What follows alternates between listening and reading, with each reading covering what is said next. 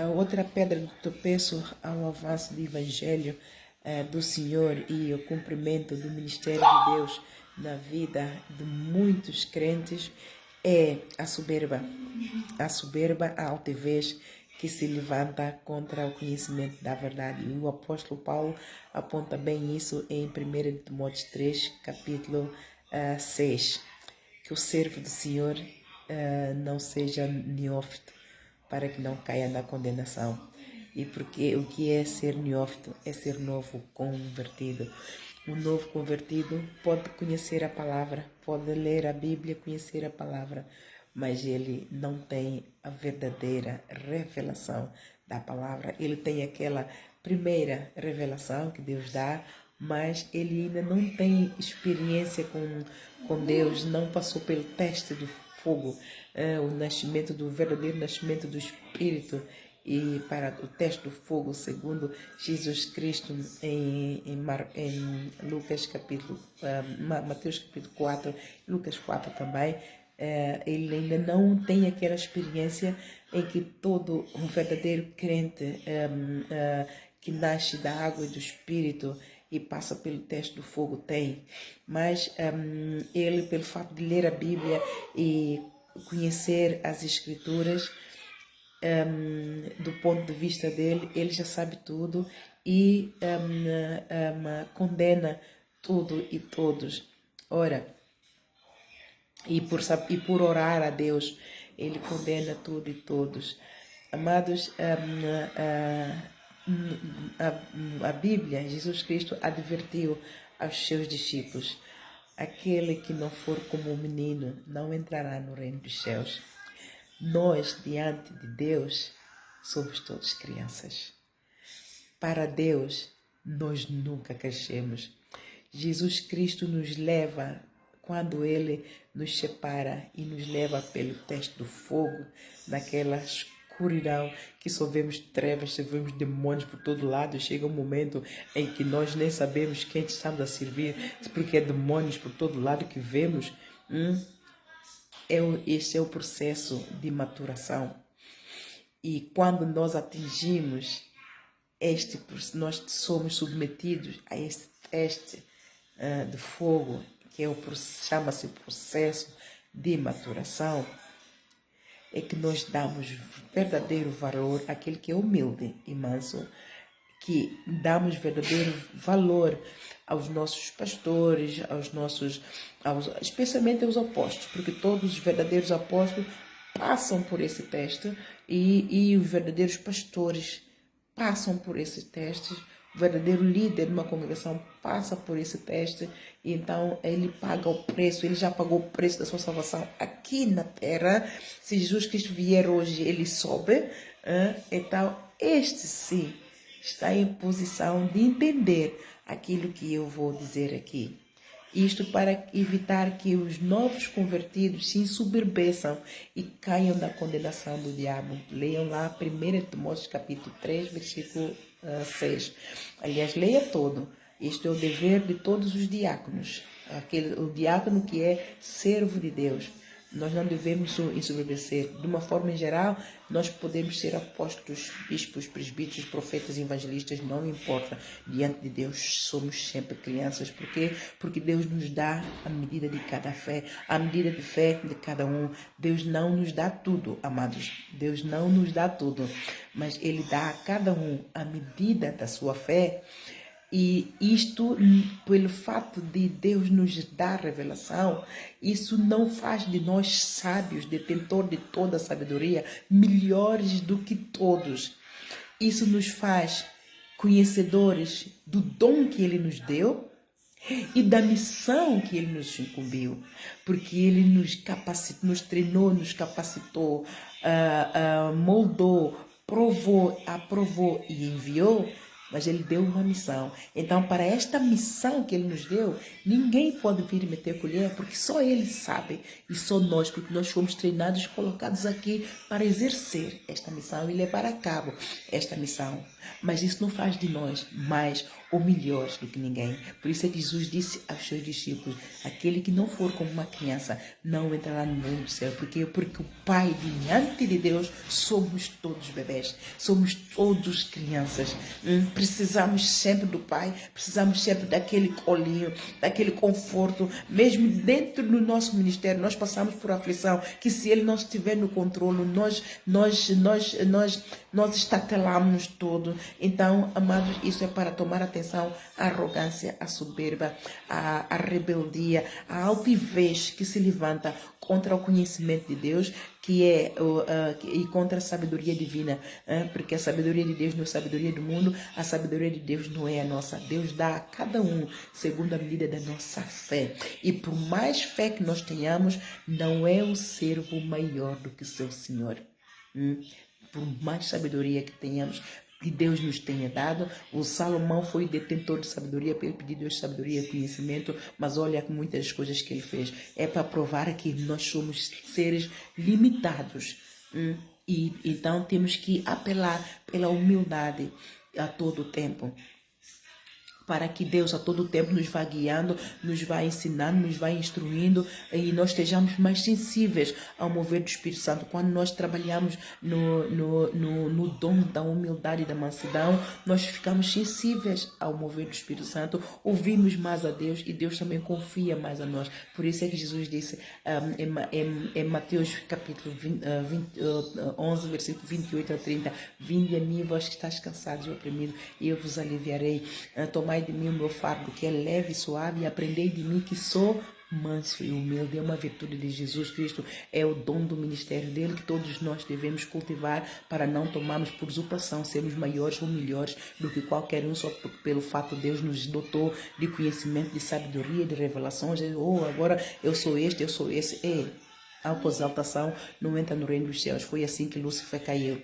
Nisto para dizer o que, amados? Nós, pelo fato de sabermos os novos convertidos, ainda somos novos convertidos quando nós não passamos pelo teste do fogo, quando nós não nascemos de novo da água, ou mesmo venha nascer da água do Espírito Santo e não passamos pelo teste do fogo, quando Deus ainda não nos disse qual é o nosso lugar no corpo de Cristo. Quando Deus nos disse já qual é o nosso lugar no corpo de Cristo, então entramos pelo teste do fogo. Ele vai nos treinar para o Espírito Santo nos capacitar.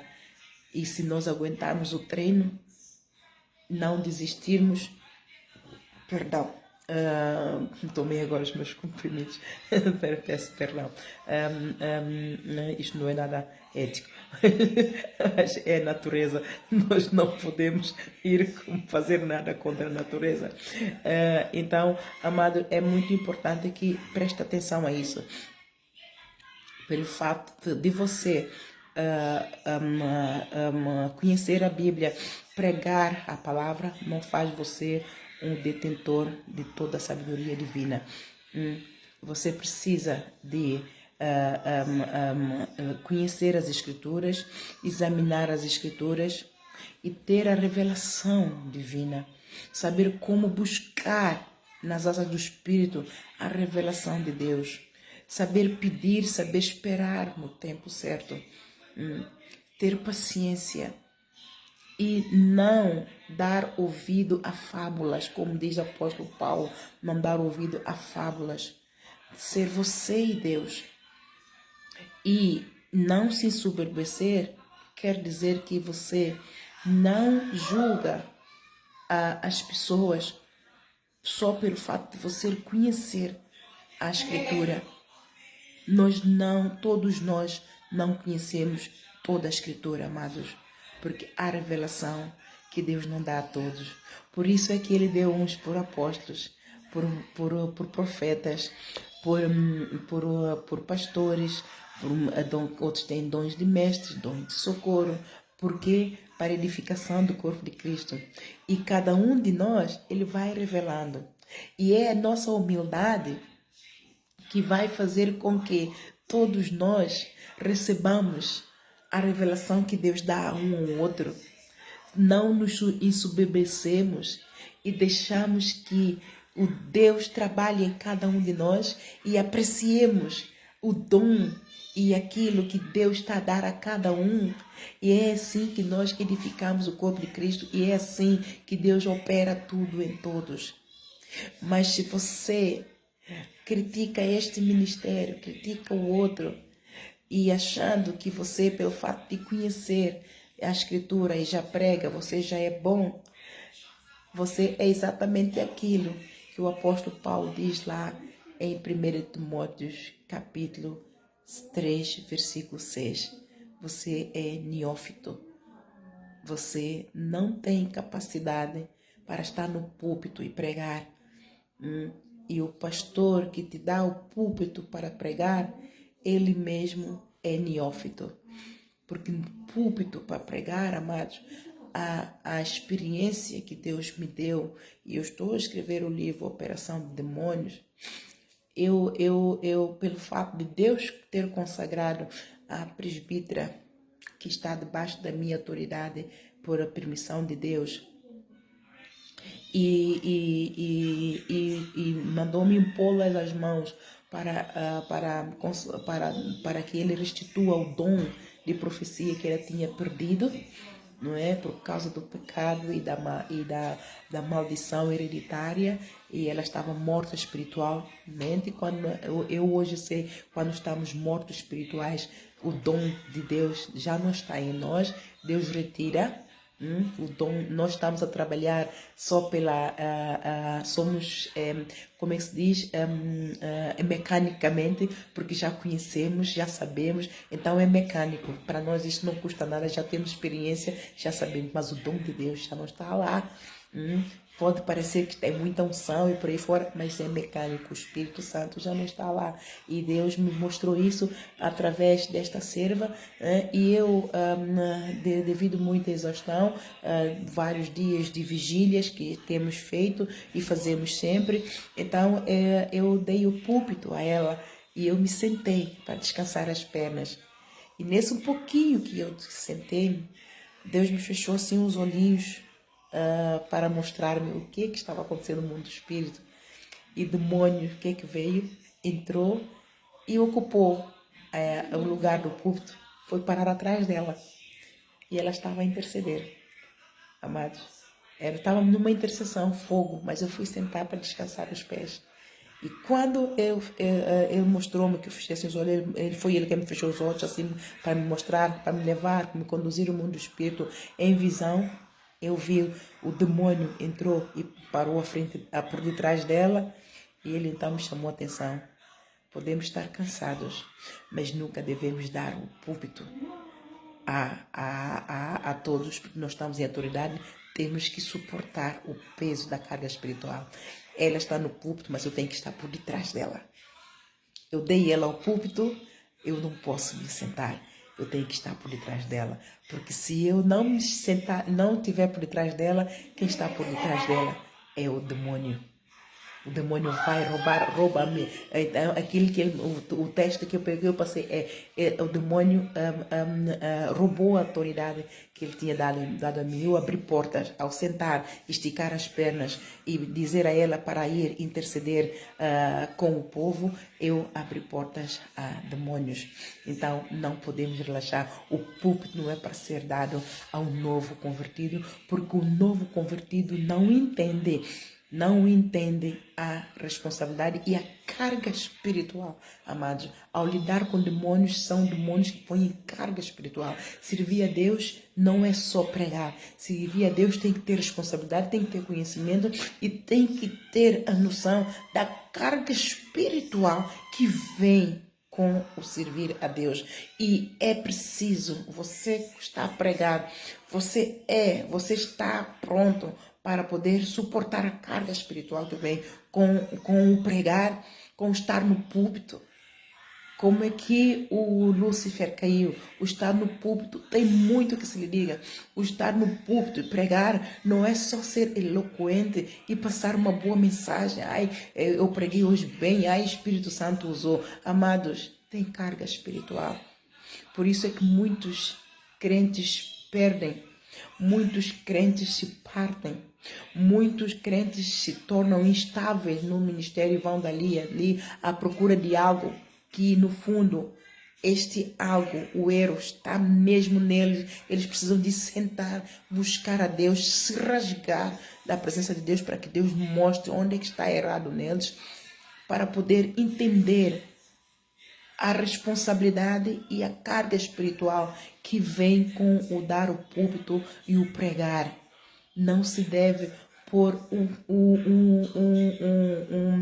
qualquer pessoa a pregar o evangelho sem primeiramente instruí-la. Instruir a pessoa e estar supervisionando a pessoa instruir, ou seja, instruir para ter cuidado com a vaidade, para ter cuidado com a autoexaltação, que pelo fato de você estar a pregar é para que Deus te capacite, que temos que dar oportunidade a todos. Sim, senhora, temos que dar oportunidade a todos, porque temos que fazer discípulos, porque se formos nós sempre a pregar, não damos oportunidade aos outros, a igreja não cresce, o evangelho de Deus não avança e nós não conquistamos territórios, não conquistamos novos povos. Então, não dá, isto quer dizer que o João 15 não está em atividade, não estamos a produzir frutos, não estamos a dar frutos. Então, todo aquele que realmente estiver na videira, este tem que dar frutos. João 15, se não estiver a dar fruto, o pai ou o lavrador vem e corta. Mas é muito importante que tem que instruir o novo convertido as consequências da vaidade.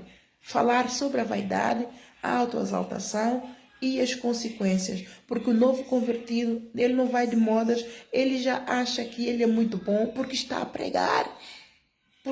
pregar, e a todo tempo, pelo fato dele ler a palavra, pelo fato dele conhecer a escritura, pelo fato de ele pregar, fazer malabarismo com a palavra, não quer dizer que ele tenha revelação plena, não tenha plenitude. Ele não quer dizer que ele tenha estrutura de aguentar a opressão do inimigo. Não quer dizer que ele já tenha pago o preço da sua salvação. Em vigílias permanentes, orai e vigiai. Não quer dizer que ele tenha passado pelo teste do fogo. Aquele que passa pelo teste do fogo facilmente o vê, por isso é que está escrito: pelos seus frutos os conhecereis. Esse mortifica os membros para a injustiça. Esse não para de fazer vigília, porque Jesus Cristo assim diz: orai e vigiais para que não caiais em tentação. Esse presta sempre atenção à palavra dele, às atitudes, às ações, aos pensamentos, aos sentimentos, porque ele vai dizer: olha, tu que estás em pé, cuidado, não caias. Eu estou bem, glórias a Deus. Senhor, tenha misericórdia de mim, continua a ter misericórdia de mim, para que eu não caia, Senhor. Eu sei que eu sou pecador, eu sei que a carne é fraca, Senhor, mas em nome de Jesus eu peço: tenha misericórdia de mim, Senhor, tenha misericórdia de mim, para que eu não dê mau testemunho do teu nome, para que minha fragrância te agrade o tempo todo, para que tudo que eu faça, quer eu coma, quer eu beba, quer eu faça outra coisa qualquer, que seja para a tua glória. Isso não quer dizer que nós não tropecemos, isso não quer dizer que nós não falamos uma coisa, nós não estejamos, num dia nós não iremos, nós não pequemos, mas este que nasceu de novo, ele sabe que se ele pecar, ele sabe que tem um advogado que vai expiar os seus pecados e vai interceder por ele, e ele vai imediatamente ao advogado: ai, Senhor, perdoa-me, ai, Senhor, em nome de Jesus, não sei como é que eu fiz isso, mas, Senhor, perdoa-me, eu caí em transgressão, perdoa. Ele vai lavar as suas vestes no sangue do Cordeiro. Aquele que nasceu de novo da água do Espírito, passou pelo teste do fogo, pelos frutos conhecereis. Ele promove a unidade da fé. Ele não critica o seu irmão só pelo fato de estar no outro. Ele não faz distinção de igrejas. Ele não anda de igreja em igreja. Ele tem o seu ministério, mas ele clama também misericórdia para todos os seus irmãos de todo o corpo de Cristo em todo o mundo. Ele não critica, ele não faz distinção de pessoas. Ele tem discernimento do corpo de Cristo. Então você hoje, atente para si, faça um autoexame. Lá em 1 Coríntios ou 2 Coríntios 11, o apóstolo Paulo diz, com relação à Santa Ceia, para fazermos autoexame. antes de tomar a Santa Ceia, porque a Santa Ceia não é para condenar, é para salvar. Então, se é para salvar, então façamos, antes de tomar, façamos um autoexame para saber se nós não estamos em alguma transgressão para com o Senhor, porque quando tomar Santa Ceia é o corpo, e é o pão, é o que simboliza o corpo, o vinho, e significa o sangue de Jesus para nós, pela transgressão que nós estamos, não caiamos mais, não atraiamos mais condenação para nós. Então, a Santa Ceia é para purificar a nossa alma e para lembrar-nos que aquilo que Jesus Cristo pagou na coroa de cruz por cada um de nós. Então, vamos orar uns por outros. Aquele que nasceu da água do Espírito e passou pelo teste do fogo, ele não é neófito, ele ora para o outro. E para terminar, lá em Atos 10, ali o Cornélio, o exemplo disso, o Cornélio, ele era um servo que orava a Deus. Pode-se dizer que ele conhecia a Bíblia, se tinha Bíblia, bem, eu não tenho a informação de que ele tinha Bíblia, lá no Atos 10 não menciona, mas ele era um justo diante de Deus. Ele poderia se autoexaltar, ele podia se envaidecer, mas não, ele praticava boas ações para com todos, seus familiares, seus funcionários, e ele orava 2 vezes ao dia, na presença, duas ou 3 vezes ao dia, orava, e as orações dele chegaram ao trono da graça de Deus. E Deus, que nos conhece, sonda os nossos pensamentos, as intenções dos nossos pensamentos do coração, ele disse: não, este é um justo aqui na terra. Então, ele ora a mim, ele pratica as boas ações, mas falta-lhe algo. Então, eu vou providenciar para que ele tenha isso. Então, faltava o que ao Cornélio? O nascimento da água e do Espírito, lá em João 3. Então, e isto, com o novo nascimento, o Cornélio iria ter uma revelação divina do reino dos céus, do mundo do Espírito mais ampla. Deus viu que ele era merecedor de herdar o reino dos céus, então não quis que ele ficasse de fora dessa herança dos santos, e fez-lhe então participante da herança dos santos, e providenciou que o apóstolo Pedro fosse até ele, para que Deus então cumprisse esta glória, galardoasse a ele e toda a sua família com o novo nascimento da água e do Espírito. Então, para terminar, nunca se ensoberbeça só pelo fato de você conhecer a palavra, e não julgues o teu irmão só por aquilo que você ouve, por aquilo que teu irmão só falou por um bocadinho, porque você não vive com teu irmão, você não está nos bastidores com teu irmão, você não sabe tudo. Você pode julgá-lo por aquilo que ele falou naquele momento, mas você pode correr o risco de estar enganado. Então, não se ensoberbeça. Aquele que é soberbo e altivo, Deus diz que ele abate, mas ele dá graça aos humildes. Seja humilde e manso. Este é o ministério de Jesus Cristo. Se você escolheu estar do lado de Jesus Cristo, então exercite esta virtude que produz frutos e produza frutos de arrependimento para a justiça de Deus. Em nome de Jesus. Um bem-aja, apóstola Ana Leitão.